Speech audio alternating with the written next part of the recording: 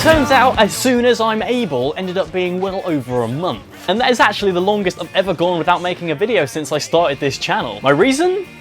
But disregarding my piss poor productivity, I now wish to offer a preface for this review, even though a vast majority of you know exactly why this is the series I shall be talking to you about today. So of course, early last month, in the wake of the grand year of 2013, I released my top 13 anime of 2013 two-part video series. And it just so happened that the show topping said list was the show that you all wanted me to review the most. So without any further ado, welcome back. I am BakaShift from otakukato.com, and today I present to you a review of Psycho Pass. It's a 22-episode dystopian sci-fi crime thriller that began airing in the fall season of 2012, was produced by the studio Production IG, written by the man himself Gen Urobuchi, and directed by Katsuyuki Morihito. And it is really fucking good, so go and watch it.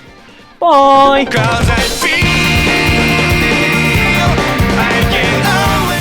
Oh. Sorry, you expect a bit more than that out of one of my reviews, don't you? Well, I guess I better tell you what it's about then, I suppose. The series is set in a dystopian near future, with the focal point of the story being the unique way in which crime is assessed and law is enforced in this world. This world is governed by an automated structure known as the Sybil system, which allocates each member of society with a unique identification known as their Psycho Pass through a cymatic scan of their brain. This identification measures the individual's crime coefficient, and if this value exceeds 100, they are then labelled a latent criminal and require corrective action from the law. Then the more dangerous criminals, whose coefficients exceed 300, don't get such luxuries, or are instead promptly turned into bolognese sauce by the heroes we follow throughout the story. At the narrative's inception, where you're introduced to young Inspector Tsunemori Akane, who has recently been assigned to Unit 1, a small police force within the Public Safety Bureau's Criminal Investigation Division. The inspectors of this unit are joined by those known as enforcers, who are latent criminals offered a second chance at life through fighting crime and hunting down the bad guys. That is essentially what this thing's about at its core. We follow Unit 1 as they investigate the cases they are given, which eventually leads them into the path of Makishima Shogo, the story's focal villain and a bloody good character, if I do say so myself. So the biggest thing that's always struck me about Psycho Pass, even right after the first episode aired, was that I found this premise and the world it's set in to be incredibly interesting. It may to some come with its inherent problems, like it does seem a bit strange that a world using such a harsh law enforcement system employing brutal capital punishment has such an incredibly high crime rate. But the Sybil system is a very oppressive idea, so I find it perfectly reasonable for people to want to oppose it, especially within such a dystopian and dark setting. But even though their surroundings do often seem very dangerous and bleak, the technology on display is nothing short of extraordinary. Whether it's the Dominator guns used by the Bureau or the use of holographic decor and advanced social networking, everything feels so advanced. But not to the point of being impossible and ridiculous, merely being just outside our current capabilities. Then within these surroundings, the key themes brought up by Urobuchi stray from many of which he has shown us in his previous works. Psycho Pass is very much a story of morality, psychology, and blurring the lines between the concepts of good and evil. It approaches the human condition with a very negative outlook, showing us just how dark and grim our species can be. It was able to be very thought-provoking at times by throwing subtlety out of the window with graphic displays of violence, which when put into the context of what's happening were actually pretty messed up. It dips into numerous ideas based around this topic of good and evil, which gives you as the viewer the chance to question whether or not what our heroes are fighting for is just or not. Then even disregarding anything cerebral, there are points where you can simply sit back and enjoy a well-choreographed action scene here and there. It worked on numerous levels and oozed high quality from all corners. There are moments that will stay with me forever, and I'm sure a good chunk of you will feel the same way. Though there are certain other things many may not appreciate and merely brush off as being irrelevant or even pretentious. A lot of what I'm referring to here is based around this thing's tendency to drop names and quotes from classic and famous literature. I personally didn't get a whole lot from this, as I know very little about that, but it definitely worked towards profiling the characters who were making these references. But there were actually points where I felt this name dropping genuinely added to the story. Like there's a point where Makishima is chatting with someone and mentions Do Androids Dream of Electric Sheep by Philip K. Dick. And when I think about that along with the heavy cyberpunk influences that Psycho Pass displays, I don't think I'm the only one who draw parallels between this thing and Blade Runner, the iconic film loosely based on that book. And then the story itself spans across its length with a very interesting progressive pacing. The earlier episodes may come across as being quite slow to some, as they operate via a semi-episodic nature, with each investigation taking up a couple of episodes before then moving on to the next one. But each of these cases end up tying together at around the midpoint of the series before moving into a single focused story built around Unit 1's clash with Makishima Shogo. All of this finally converging into a very fast-paced and blood-rushing finale, which many may have problems with due to its prompt conclusion. One triggered through a seemingly out-of-nowhere plot point based around something called Hyper Oats. Short of this moment perhaps needing a tad more foreshadowing though, I have nothing but praise for the climax of the series. It was one of those endings that served to wrap up everything that the series had been building up whilst making it apparent that our heroes' lives continue from this point on. It left room for a sequel, which I'm thrilled to know is airing later this year, but it wouldn't have been an incomplete story if that wasn't the case. It wasn't as if after all was said and done a crack appeared on a wall revealing Makishima Shogo's face before rolling the end credits with an obnoxious implied to be continued. There's also something that runs in parallel parallel with the steady increase in pace and scale of the story, and that is the growth of our main character, Tsunemori Akane. A character whose worth and quality I think is overlooked by many, mainly brushing her off as someone who looks like she's been hashtag 420 all day, every day.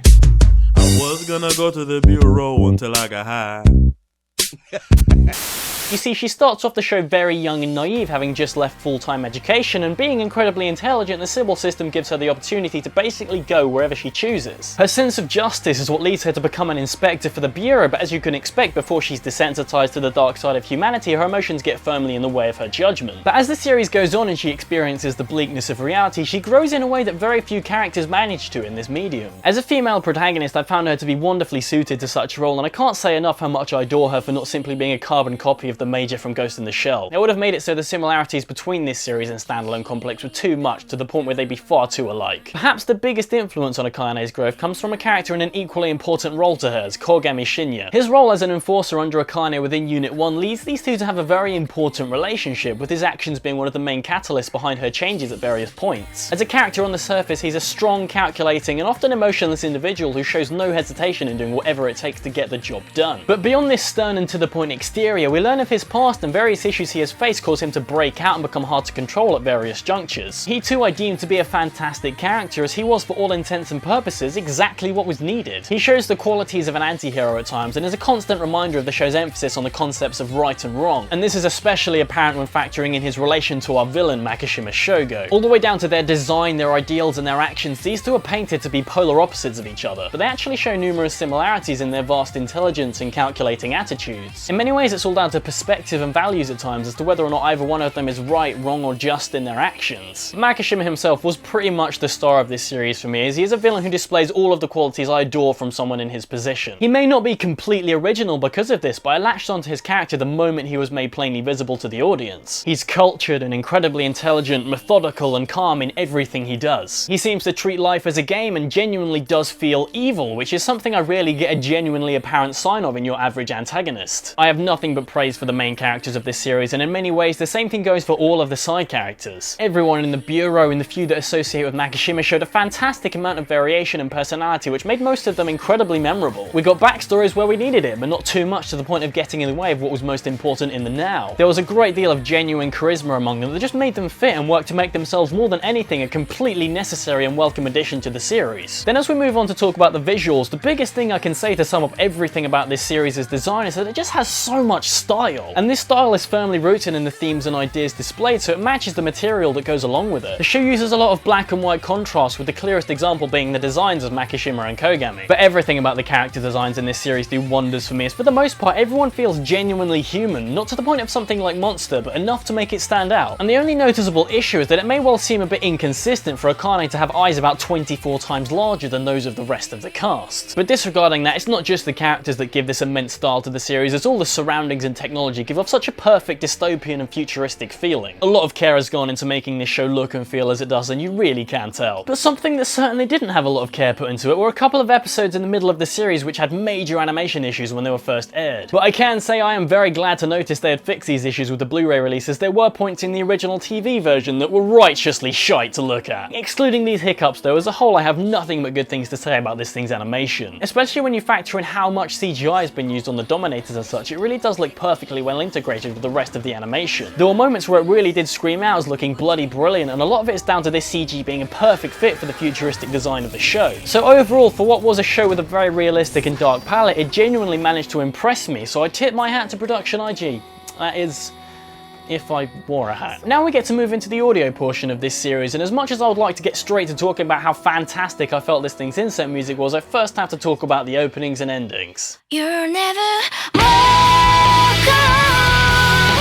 Egoist and Nothing's Carved in Stone delivered on this project in so many ways, and I can say with conviction that they are now up there with some of my favourite openings and endings of all time. Then as I was saying, the background music and insert tracks were nothing short of perfect for complementing exactly what the series was aiming to do at any given time. There was a lot of groovy modern material in there, with patches of more atmospheric soundscapes where it was needed, and even some eclectic uses of Beethoven. It was wonderful, as was the quality of the sound effects they used, particularly when it came to future technology and the Dominators. Now the final slew of compliments I have to give to this thing go to whoever was in charge of casting and everyone who had a speaking role in the series. The voice acting was incredible, with MVP most certainly going to Takahiro Sakurai for essentially being what made Makishima into such an evil and imposing figure. So what more can I say? I think with you knowing this was my #1 series for 2013, and with everything I've said about it, I'm sure you're all fully aware that I highly recommend you need to go and check it out. As I've said before, I deem this to be reminiscent of a fusion of Monster and Ghost in the Shell, so if that sounds good to you, which I'm sure it does, then I'm almost certain you'll get a kick out of it. So today I shall be identifying Psycho Pass with a psychopathic 88% rating, and absolutely can't wait for the second season. In the US, the thing is licensed and streamable by Funimation, and in Australia by Madman, with hopefully an English release on the horizon now that a dub exists. So, have you seen this show? If so, what did you think of it? And as always, feel free to drop me a recommendation of what you want me to review next. Thank you very much for the vast amount of you who have subscribed over the last month, and I may or may not see you next week. 'Cause I feel I can always show my everything to you. If this moment was for me, I tried. I was gonna go to the bureau until I got high. I was planning to put on my clothes, but then I got high. My psychopath has never been greener, and I know why. Why, man? Hey, because I got high. Because I got high. Because I got high.